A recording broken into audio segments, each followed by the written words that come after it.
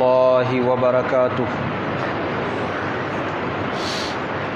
إن الحمد لله نحمده ونستعينه ونستغفره ونؤمن به ونتوكل عليه ونعوذ بالله من شرور أنفسنا ومن سيئات أعمالنا.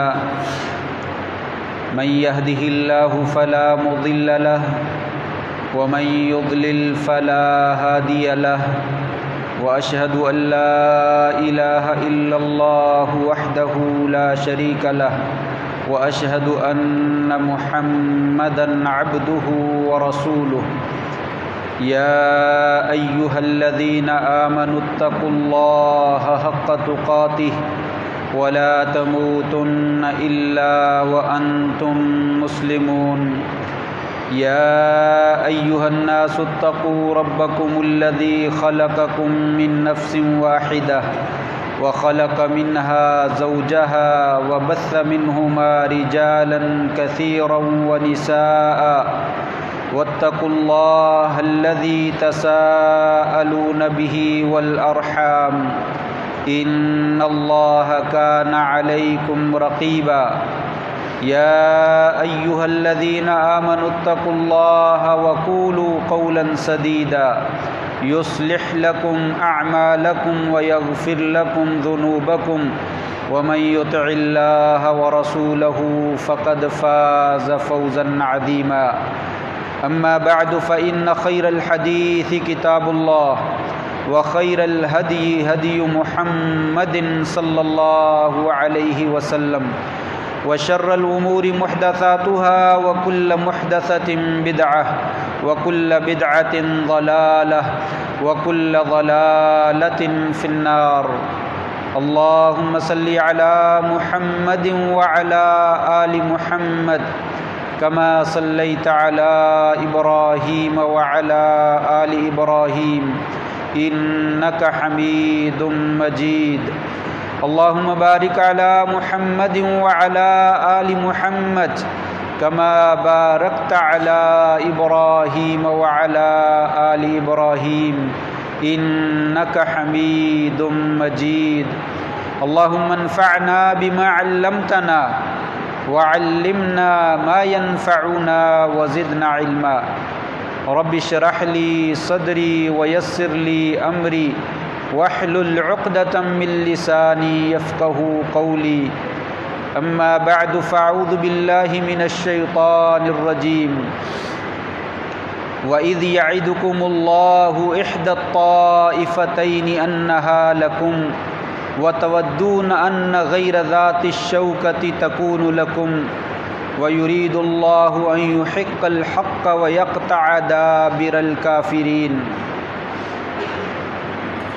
اور جس وقت اللہ تبارک و تعالی تمہیں دو گروہوں میں سے ایک گروہ کا وعدہ دے رہے تھے اور تم چاہتے تھے کہ تمہیں وہ حاصل ہو جس میں تمہیں کوئی تکلیف نہ اٹھانی پڑے، لیکن اللہ تبارک و تعالی چاہتے تھے کہ حق واضح ہو جائے اور وہ چھا جائے اور کافروں کی جڑوں کو کاٹ ڈالا جائے۔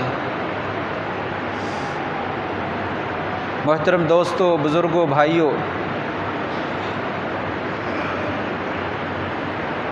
اسلامی تاریخ اپنے عروج و زوال کی داستانوں سے بھری پڑی ہے۔ وہ قومیں ہمیشہ زندہ رہتی ہیں جو اپنے ماضی کو اور حال کو جانتی رہتی ہیں اور اپنے مستقبل کی فکر میں لگی رہتی ہیں۔ وہ قومیں جو اپنی تاریخ کو یاد رکھتی ہیں اور بالخصوص اپنے عروج و زوال کی داستانوں کو پڑھتی رہتی ہیں، وہی قومیں دنیا میں باقی رہتی ہیں۔ اسلام کی تاریخ میں بڑے انوکھے اور منفرد قسم کے واقعات پیش آئے ہیں، لیکن ایک دن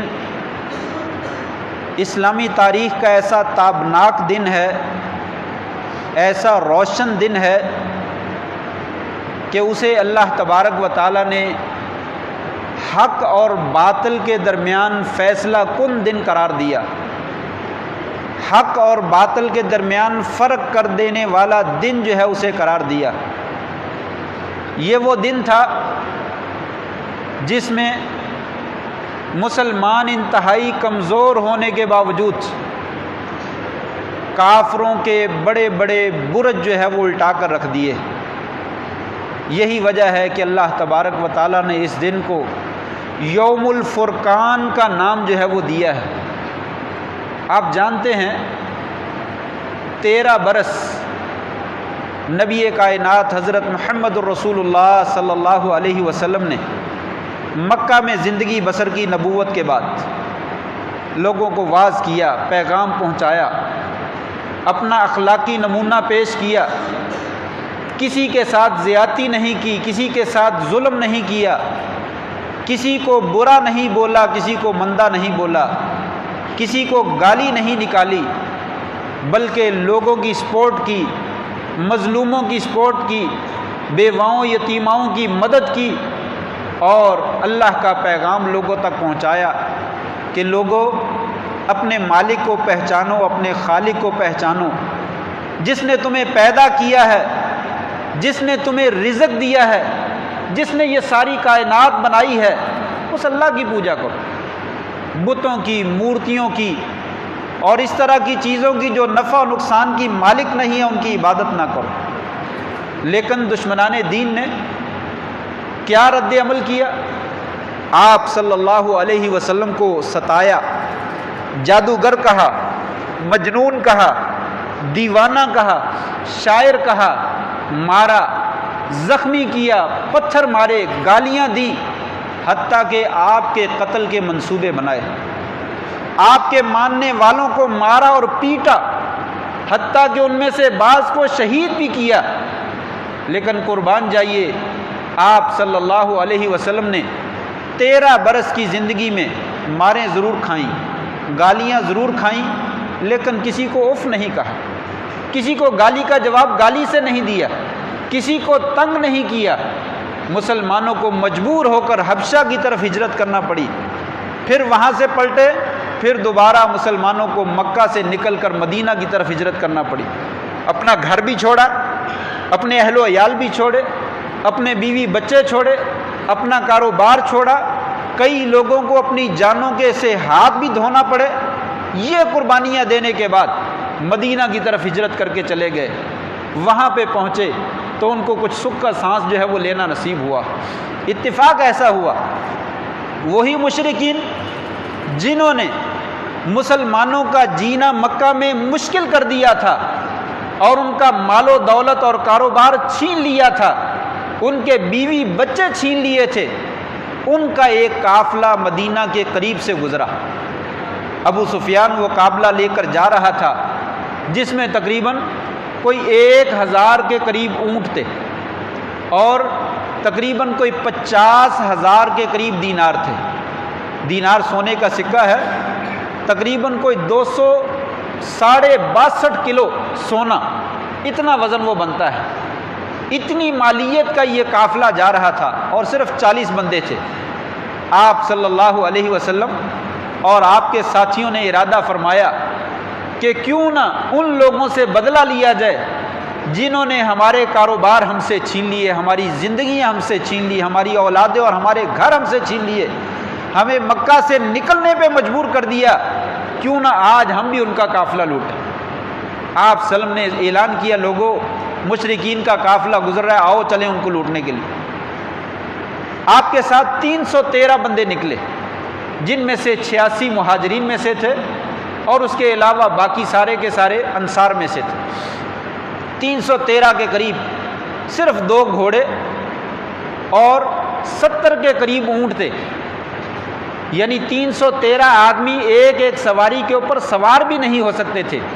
ایک ایک اونٹ کے اوپر 2 3 بندے سوار ہوتے، حتیٰ کہ نبی کریم صلی اللہ علیہ وسلم خود 3 بندوں کے ساتھ شریک تھے، حضرت علی، مرثد اور آپ صلی اللہ علیہ وسلم باری باری سوار ہوتے۔ دونوں صحابیوں نے کہا، یا رسول اللہ آپ زیادہ لائق ہیں، آپ سوار ہو جائیں، ہم پیدل چلتے ہیں۔ آپ نے دو جواب دیے. فرمایا میرے صحابہ تم مجھ سے زیادہ طاقتور ہو, میں تم سے زیادہ کمزور ہوں کہ میں سوار ہو جاؤں اور تم کو پیدل چلاؤں؟ ایک بات, تم مجھ سے زیادہ طاقتور نہیں ہو, میرے اندر بھی ہمت ہے, طاقت ہے, اور میں کمزور آدمی نہیں ہوں. دوسرا یہ ہے کہ تم پیدل چل کے اجر لینا چاہتے ہو, میں تمہارا سربراہ ہو کر میں اجر نہیں لینا چاہتا. تم اپنی باری پہ چلو اور اپنی باری پہ سوار ہو جاؤ, میں بھی اپنی باری پہ چلوں گا اور اپنی باری پہ سوار ہو جاؤں. اس طریقے سے یہ قافلہ جو ہے وہ روانہ ہوا, بدر کے قریب پہنچا. ابو سفیان جو قافلہ لے کر آ رہا تھا بڑا جہاندیدہ آدمی تھا, اس نے فوراً پتہ لگایا تو پتہ چلا کہ مسلمان جو ہے وہ میرا قافلہ لوٹنے کے لیے آ رہے ہیں. اس نے راستہ چینج کر دیا اور ایک سوار کو تیز دے کر فوراً بھیجا کہ جاؤ مکہ میں جا کر اعلان کر دو کہ مسلمان تمہارا قافلہ لوٹنے لگے. اس بندے نے جا کر مکہ میں شور مچا دیا. ابو جہل نے اعلان کیا کھڑے ہو جاؤ, آج مسلمانوں کو جو ہے وہ مزہ چکھانا چاہیے, ان کا کوئی بندہ بچنا نہیں چاہیے, یہ کیسے ہمارا قافلہ لوٹتے ہیں. چنانچہ 1300 بندے اس نے تیار کیے, 1300. شروع میں 1300 تھے, لیکن جب قافلہ بچ نکلا اور مکہ میں خبر پہنچی کہ قافلہ صحیح سلامت آ رہا ہے, تو کچھ لوگوں نے کہا اب لڑائی لڑنے کا فائدہ نہیں, وہ ہمارے رشتہ دار ہیں, ان کو جا کر ختم کر کے ہم نے کیا کرنا ہے. لیکن ابو جہل کہنے لگا نہیں, ہم وہاں پہ جائیں گے, اونٹ ذبح کریں گے, ہم جو ہے وہ کھانا کھائیں گے, شرابیں پئیں گے, ناچ گانا کریں گے اور بتلائیں گے ہم کافر ہوتے ہیں, ہمارا یہ طریقہ ہوتا ہے, ہم کیسے ظالم ہوتے ہیں. اخنس بن شریک اپنے قبیلے کے 300 بندے لے کر علیحدہ ہو گیا, کہتا میں تو نہیں جاؤں. پھر یہ 1000 آدمی لے کر ابو جہل جو ہے وہ روانہ ہو گئے. ادھر سے نبی کریم صلی اللہ علیہ وسلم کو ٹائم چھوڑا ہے, میں اختصار کے ساتھ بات کروں گا. آپ کو خبر پہنچی کہ قافلہ بچ نکلا ہے اور مشرکین ایک لشکر لے کر آ رہے ہیں, اور لشکر جرار لے کر آ رہے ہیں 1000 اور مقابلے میں 313. ادھر 2 گھوڑے, ادھر جو ہے وہ 60-70 گھوڑے اور 600 زرہیں, اور اونٹوں کی تعداد کا پتہ ہی کوئی نہیں. ہر روز وہ 9 اونٹ یا 10 اونٹ اپنے لشکر کے لیے کھانے کے لیے ذبح کرتے تھے. کتنے اونٹ ہوں گے پتہ ہی نہیں. اتنا بڑا لشکر لے کر آگے. مسلمانوں کے دل میں بھی خوف پیدا ہوا, ہم لڑنے کے لیے آئے نہیں ہیں, اسلحہ بھی موجود نہیں ہے, سواریاں بھی موجود نہیں ہیں, تعداد بھی بہت کم ہے. اللہ تعالیٰ نے بڑا خوبصورت نقشہ کھینچا ہے کہ اللہ نے تمہارے ساتھ ایک گروہ کا وعدہ کیا ہے کہ میں تمہیں ایک گروہ ضرور دوں گا, لیکن تم چاہتے تھے کہ ہمیں لڑائی کے بغیر, مشقت کے بغیر فائدہ مل جائے, لیکن اللہ یہ چاہتا تھا کہ آج حق جو ہے وہ واضح ہو جانا چاہیے, حق کا بول بالا ہونا چاہیے, مسلمانوں کو عزت ملنی چاہیے. انہوں نے کبھی کسی کو کچھ کہا ہی نہیں, انہوں نے تو ظلموں کے پہاڑ جو ہیں وہ برداشت کیے ہیں. آج ظالموں کو مزہ جو ہے وہ چکھا دینا چاہیے, ان کو پتہ چلنا چاہیے کہ ظلم کیسے جو ہے وہ کیا جاتا ہے. مسلمان لڑائی کو ناپسند کر رہے تھے, آپ سلم بھی پریشان ہوئے کہ ایسے معاملے میں کیا کیا جائے. میں بھی لڑنے کے لیے نہیں آیا, مسلمان بھی لڑنے کے لیے نہیں آئے. آپ نے صحابہ اکرام سے مشورہ کیا, مشورے میں پوچھا لوگوں مشورہ دو کیا کرنا چاہیے, واپس چلیں یا کہ دشمنوں کا انتظار سے لڑائی لڑیں. اور آپ کو امید تھی کہ اگر ہم خاموشی سے واپس چلے گئے تو دشمن یہاں پہ بیٹھ کر کھانا کھا کر واپس نہیں جائیں گے, ممکن ہے وہ مدینے پہ حملہ کر دے اور وہاں پہ اگر لڑائی ہو گئی تو ہمیں سنبھالنا مشکل ہو جائے گا. آپ نے صحابہ سے مشورہ کیا, قربان جائیے ابو بکر صدیق رضی اللہ عنہ کھڑے ہوئے, یا رسول اللہ صلی اللہ علیہ وسلم آپ ہمیں حکم دیجئے, ہم اپنا جان مال جو کچھ بھی ہے سب کچھ آپ کے لیے قربان کر دینے کے لیے تیار. عمر فاروق رضی اللہ عنہ کھڑے ہوئے, یا رسول اللہ حکم دیجئے جیسے آپ کہیں گے ہم کرنے کے لیے تیار ہیں. حضرت مقداد ابن اسود کھڑے ہوئے, کہنے لگے یا رسول اللہ ہم آپ پر ایمان لائے ہیں, آپ جیسے کہیں گے ہم کرنے کے لیے تیار ہیں, ہم کوئی موسیٰ کے ساتھی تو نہیں ہیں. فاذهب انت وربك فقاتلا ان هاهنا قاعدون, اے موسیٰ تو جا اور تیرا رب جائے اور لڑے, ہم تو یہاں پہ بیٹھے ہیں, ہم یہ کلمہ نہیں کہیں گے. آپ برق غمات تک بھی ہم کو لے جانا چاہیں ہم جو ہے وہ جانے کے لیے تیار ہیں, اسی حالت میں ہم آپ کے لیے جو ہے وہ جانوں کا نذرانہ پیش کر دیں گے.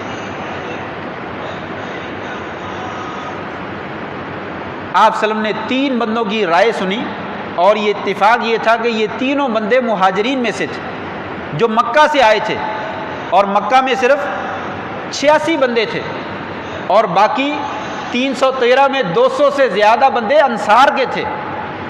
مدینہ والوں سے آپ رائے لینا چاہتے تھے، آپ کیا چاہتے ہیں؟ آپ نے پھر کہا صحابہ مجھے مشورہ دیجئے، میں مزید مشورہ کرنا چاہتا ہوں۔ حضرت سعد بن معاذ رضی اللہ تعالیٰ عنہ جو انصار کے سردار تھے، انہیں یہ بات سمجھ میں آ گئی کہ آپ ہمارے بارے میں چاہتے ہیں، ہم سے مشورہ لینا چاہتے ہیں۔ وہ کھڑے ہوئے، کہنے لگے یا رسول اللہ صلی اللہ علیہ وسلم، ہم آپ پر ایمان لائے ہیں، ہم نے آپ کو سچا نبی مانا ہے، آپ کو اپنے گھر مدینہ میں جگہ دی ہے، ہم نے عہد کیا ہے آپ کی اور آپ کے ساتھیوں کی حفاظت کا ذمہ لیا ہے، ہم مرتے دم تک اپنا یہ عہد نبھانے کے لیے تیار ہیں، آپ اگر ہمیں سمندر کے اندر بھی کودنے کا حکم دیں گے تو ہم چھلانگیں لگا دیں گے، آپ جو مرضی کہیے، ہم مرتے دم تک جو ہے وہ آپ کا ساتھ دینے کے لیے جو ہے وہ تیار۔ حضرت سعد کی بات سن کر آپ کا چہرہ خوشی سے چمک اٹھا اور آپ نے کہا چلو اللہ کا نام لو، پھر آگے بڑھو۔ چنانچہ ادھر سے دشمن بھی آ گیا۔ قصہ مختصر، دشمنوں کے ساتھ ابو جہل تھا، ان کا سردار تھا، اور شیطان بھی سراقہ بن مالک کی شکل میں موجود تھا۔ وہ سمجھ رہے تھے کہ یہ سراقہ بن مالک جوشن قبیلے کا سردار ہے، یہ بھی ہمارے ساتھ ہے، اور شیطان اس شکل میں بار بار ان کو تسلی دے رہا تھا گھبراؤ نہیں، میں اور میرا قبیلہ تمہارے ساتھ ہے، آج مسلمانوں سے مقابلہ کرو اور ان کو دکھاؤ کہ کیا کیسے لڑتے ہیں۔ وہ ان کو ہلا شیری جو ہے وہ دیتا رہا۔ آپ صلی اللہ علیہ وسلم نے لشکر کو ترتیب دیا۔ لشکر کو ترتیب دینے کے بعد اللہ تبارک و تعالیٰ سے دعا مانگی، بہت ساری باتیں ہیں، دعا مانگی، اتنی عاجزی اور انکساری سے رو رو کر دعائیں مانگی۔ یا اللہ یہ مٹھی بھر مسلمان 313 کتنی مارے کھائی ہیں مکہ میں تجھے معلوم ہے، یا اللہ کیسے اپنے گھر بار چھوڑ کر تیرا دین بچا کر ہم لے کر آئے ہیں تجھے معلوم ہے، یا اللہ آج دشمن ہم سے کئی گنا زیادہ ہے، اگر اس سے لڑائی ہوئی اور ہم مارے گئے یہ 313 پھر کہاں سے پیدا ہوں گے؟ اللہم ان تہلک ہذہ العصابہ، یا اللہ آج اگر یہ مٹھی بھر گروہ ہلاک ہو گیا، ختم ہو گیا، لا تعبد، پھر تیری عبادت نہیں کی جائے گی۔ اللہم ان شئت لم تعبد بعد اليوم ابدا، یا اللہ کیا تو چاہتا ہے آج کے بعد روئے زمین پر تیری عبادت کرنے والا کوئی نہ بچے؟ یا اللہ اگر تو نہیں چاہتا تو پھر اپنے بندوں کی مدد فرما۔ حضرت نبی کریم صلی اللہ علیہ وسلم دعا کرتے کرتے اتنی عاجزی انکساری سے دعا فرمائی کہ چادر نیچے گر گئی۔ ابو بکر صدیق قریب میں موجود تھے، چادر اٹھا کر کندھے پہ رکھی اور کہا یا رسول اللہ بس کیجئے، مجھے امید ہے کہ اللہ تعالیٰ نے آپ کی دعا کو جو ہے وہ قبول فرما لیا۔ لڑائی ہوئی، دشمن نکلا آگے، آپ صلی اللہ علیہ وسلم نے ایک چشمے پر قبضہ کر رکھا تھا۔ دشمنوں کا ایک آدمی اسد بن عبد الاسد وہ کہنے لگا میں نے اس چشمے سے ضرور پانی پینا ہے، چاہے مجھے اپنی جان کیوں نہ دینی پڑے۔ وہ آگے بڑھا، ادھر سے مسلمانوں کی جانب سے حضرت حمزہ رضی اللہ تعالیٰ عنہ آگے بڑھے، آگے بڑھ کر ایک ہی وار کیا اور اس کی ٹانگ پہ اور اس کی ٹانگ کاٹ ڈالی۔ دشمن گھسٹتا گھسٹتا چشمے کی طرف بڑھا، حضرت حمزہ نے دوسرا وار کیا اور اسے ہلاک کر دیا۔ پھر اس کے بعد دشمن کی طرف سے بڑے بڑے سرداروں کے بیٹے آگے نکلے، عتبہ، شیبہ، ولید بن مغیرہ، تینوں قریش کے سردار اور سرداروں کے بیٹے ہیں۔ کہنے لگے مسلمانوں نکلو ہمارے مقابلے میں کوئی ہے تو۔ مسلمانوں میں سے انصار میں سے چند ایک صحابہ نکلے، کہا نہیں انصار سے نہیں، ہم مہاجرین سے لڑنا چاہتے ہیں، جو مکہ سے آئے ہیں ان سے لڑنا چاہتے ہیں۔ چنانچہ آپ نے حضرت حمزہ کو، حضرت علی کو اور حضرت عبیدہ بن حارث رضی اللہ تعالیٰ کو نکالا، نکلو۔ یہ تینوں ان کے مقابلے میں گئے۔ حضرت حمزہ نے اپنے مقابل کو، حضرت علی نے اپنے مقابل کو ایک ہی وار میں ختم کر دیا، اور حضرت عبیدہ بن حارث اور شیبہ غالباً ان کا آپس میں مقابلہ ہوا تو دونوں نے ایک دوسرے کو زخمی کر دیا۔ حضرت علی اور حمزہ آگے بڑھے، ان کے مقابل کو بھی ختم کر دیا۔ تین آدمی قریش کے بڑے بڑے سرداروں کے بیٹے جب ہلاک ہوئے تو قریش کے اوپر سکتہ طاری ہو گئی کہ ایک ہی حملے میں ہمارے بڑے آدمی جو ہے وہ ہلاک کر دیے گئے۔ گمسان کی لڑائی چلی، اس وقت بھی آپ دعا فرما رہے تھے اور لشکر کو ترتیب دے رہے تھے اور لشکروں کو ہدایات دے رہے تھے۔ 313 1000 کا لشکر، کفر کے بڑے بڑے برج، اس سے پہلے ایک قریش کا نمائندہ مسلمانوں کا لشکر کا جائزہ لینے کے لیے آیا اور اس نے واپس جا کر بتلایا۔ ابو جہل سے کہا، ابو جہل مسلمان تعداد میں تو بڑے تھوڑے ہیں، لیکن مجھے ان کے سروں پہ کوئی بلائیں نظر آ رہی ہیں، مجھے ان کی سواریوں کے اوپر موت نظر آ رہی ہے، آج یہاں سے نکل چلو، آج لگتا ہے ہم بچیں گے نہیں۔ اس نے کہا نہیں نہیں ایسی کوئی بات نہیں ہے۔ شیطان نے پھر تسلی دی، وہ لوگ پھر لڑائی پر جو ہے وہ مجبور ہوئے۔ جب لڑائی ہوئی تو پھر اللہ تبارک و تعالیٰ کی مدد نازل ہوئی۔ اللہ تبارک و تعالیٰ نے نبی کریم صلی اللہ علیہ وسلم کی دعا کو قبول فرمایا اور اللہ تعالیٰ نے آسمان سے مدد جو ہے وہ نازل فرمائی۔ صحابی بیان کرتے ہیں میں دشمن کو مارنے کے لیے آگے بڑھتا، ابھی تھوڑا سا قریب ہی ہوتا تو دیکھتا اس کی گردن جو ہے وہ دور جا اڑی ہے، اس کا ہاتھ جو ہے وہ کٹ گیا ہے، اس کی ٹانگ جو ہے وہ کٹ گئی ہے۔ ایک صحابی نے آ کر نبی کریم صلی اللہ علیہ وسلم سے بتلایا، یا رسول اللہ میں نے تو یہ ماجرا دیکھا ہے۔ آپ نے فرمایا ہاں یہ ہیزوم ہے، میں نے جبریل کی آواز کو سنا ہے، وہ کہہ رہے تھے اقدم ہیزوم، اے میرے گھوڑے آگے بڑھو اور حملہ کرو۔ یہ جبریل اور اس کے آسمانوں کی تیسرے آسمان کی مدد ہے جو اللہ تعالیٰ نے تمہارے اوپر جو ہے وہ نازل فرمائی۔ اس اثناء میں سراقہ شیطان جو سراقہ کی شکل میں تھا وہ بھاگنے لگا۔ ایک بندے نے اس کو پکڑ لیا، کہنے لگے سراقہ کہاں جا رہے تو کہہ رہا تھا میں تمہارے ساتھ ہوں۔ اس نے زور سے ایک گھونسا مارا اس کے اور اس کو نیچے گرا دیا اور بھاگ نکلا۔ پیچھے سے پھر کسی نے آواز دی سراقہ کہاں جا رہے ہو ہمیں چھوڑ کر؟ کہا آج مجھے وہ لشکر نظر آ رہے ہیں جو تمہیں نظر نہیں آ رہے، یہ اللہ کا عذاب ہے، مجھے اللہ کی پکڑ سے بڑا ڈر ہے، آج کہیں مجھے جو ہے وہ ہلاک نہ کر دے، میں اس لیے جا رہا ہوں۔ اور وہ بھاگا اور بھاگ کر جو ہے وہ نکل گئی۔ اسی اثناء میں کافروں کی لاشوں کی لاشیں جو ہے وہ گرتی چلی گئیں اور دو چھوٹے سے ننھے منھے سے بچے معاذ اور معوذ رضی اللہ تعالیٰ عنہما عبد الرحمن ابن عوف کے پاس آئے، چچا ہاں آپ کو پتہ ہے ابو جہل کہاں ہے؟ کہا بیٹا آپ نے ابو جہل کو کیا کرنا ہے؟ کہا سنا ہے وہ ہمارے نبی کو گالیاں دیتا ہے، ہم اس سے بدلہ لینا چاہتے ہیں۔ عبد الرحمن کہنے لگے میں ابھی سوچ ہی رہا تھا ان کو کیا جواب دوں، اچانک مجھے ابو جہل نظر آ گیا۔ میں نے کہا بیٹا وہ ہے ابو جہل۔ یہ دونوں لپکے اور تیزی کے ساتھ جا کر جو ہے اس پر حملہ کر دیا اور اس کی سواری کو بھی گرا دیا اور اس کو بھی گرا دیا۔ ابو جہل نیچے گر گیا۔ حضرت عبد الرحمن ابن عوف رضی اللہ تعالیٰ کہتے ہیں میں جانا چاہتا تھا کہ عبداللہ ابن مسعود رضی اللہ تعالیٰ وہاں پہ پہنچ گئے اور اس کی گردن کے اوپر سوار ہو گئے تو وہ کہنے لگا اے عبداللہ ابن مسعود چھوٹے سے قد کے تھے، چھوٹی چھوٹی پنڈلیوں والے تھے، کہنے لگے یا غلام تو بڑی اونچی گھاٹی کے اوپر چڑھ گیا ہے۔ کہنے لگے ہاں آج تیری ہلاکت جو ہے وہ میرے ہی ہاتھ سے ہو۔ عبداللہ ابن مسعود رضی اللہ تعالیٰ نے ابو جہل کی جو ہے وہ گردن کاٹی اور اس کی گردن کاٹ کر جو ہے وہ لائے۔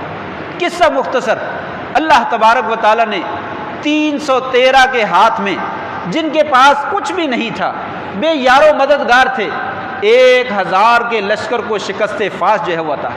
قریش کے بڑے بڑے سرداروں کے برج جو ہے وہ الٹا کر رکھ دیے اور 70 کے قریب بڑے سردار مارے گئے اور 70 کے قریب کافر جو ہے وہ قید بنا لیے گئے۔ مسلمانوں کے صرف 14 کے قریب صحابہ کرام جو ہے وہ شہید ہوئے اور جنت کا انعام جو ہے وہ حاصل ہوا۔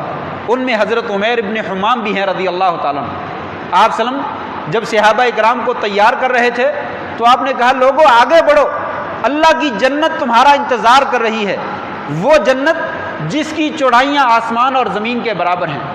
حضرت عمیر کہنے لگے یا رسول اللہ بڑی خوب بات کی ہے آپ نے، بڑی خوب بڑی خوب۔ آپ نے فرمایا عمیر کیا خوب؟ کہنے لگا یا رسول اللہ کچھ نہیں، بس میں سوچ رہا تھا کہ میں بھی انشاءاللہ انہی میں سے ہوں گا۔ آپ نے فرمایا ہاں تو بھی انہی میں سے ہے۔ اپنے تھیلے سے چند کھجوریں نکالی اور کھجوریں کھانا شروع کی۔ پھر کہنے لگے اللہ کے بندے اگر تو کھجوریں کھاتا رہا تو بڑی دیر لگ جائے گی۔ کھجوریں وہیں پہ پھینکی اور دشمن کے ساتھ جا کر لڑنا شروع کر دیا اور لڑتے لڑتے جام شہادت جو ہے وہ نوش فرمایا۔